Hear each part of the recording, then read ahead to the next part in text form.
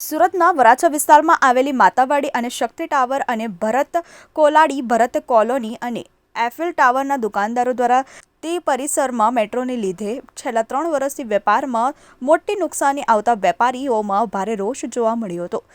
છેલ્લા 1 વર્ષથી રજૂઆત કરવા છતાં અધિકારીઓના પેટનું પાણી હલતું ન હોય તેવું લાગી રહ્યું છે। માતાવાડી વિસ્તારમાં ઘણા વેપારીને વળતર મળી ગયા પછી અડધાથી વધારે વેપારીઓને વળતર ન આપવાનું કારણ શું?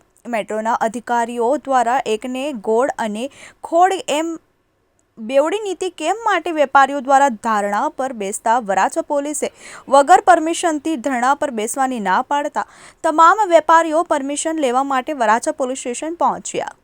મારું નામ અલ્પેશ દિયોરા છે।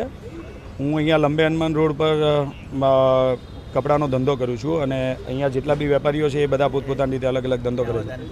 માતાવાડી અને સેન્ટ્રલ વેરહાઉસ જે આ ગુલરમર્ગને જીએમઆરસીની ઓથોરિટીમાં લાગે છે ત્યાં છેલ્લા 1 વર્ષથી અમે અમારા કમ્પન્સેશન માટે એપ્લિકેશન આપેલી છે બહુ બધી જગ્યાએ, કલેક્ટર ઓફિસ, ગાંધીનગર, આમની ઓફિસ છે, પણ કોઈ જાતનું અમને રિસ્પોન્સ આવતો નથી।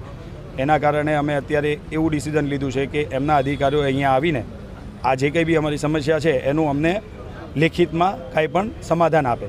ખાલી કમ્પન્સેશનનું નથી, વેરહાઉસવાળી જગ્યા પર ઘણા ટાઈમથી કોઈ જાતનું ઉપર કામ નથી થતું તો બી એ લોકો જરૂર પૂરતા રસ્તા ખોલતા નથી, એ બી અમારી ડિમાન્ડ છે।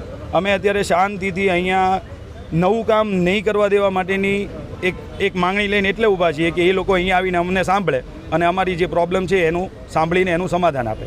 બીજું અમારું કોઈ ઇન્ટેન્શન નથી, કોઈને કોઈ હેરાન નથી કરવા, કોઈ તોડફોડ નથી કરતા, કોઈને નથી ગાળો આપતા। શાંતિથી ઊભા છીએ, એ લોકો અમને મળે જે મેઇન અધિકારીઓ છે, પણ એ લોકોને ખબર નહીં આમાં શું થતું હોય, પણ એ કોઈ આવતા નથી। 3 દિવસથી અમે આ વસ્તુ કરીએ છીએ, આજે થોડું અમે સ્ટ્રોંગ કર્યું છે। અમને એવું લાગે છે અમારી પાસે આ એક જ રસ્તો છે, કેમ કે અમે ફાઇનાન્શિયલી મેન્ટલી બધી રીતે થાકી ગયા છીએ। હવે અમારી પાસે કોઈ રસ્તો નથી।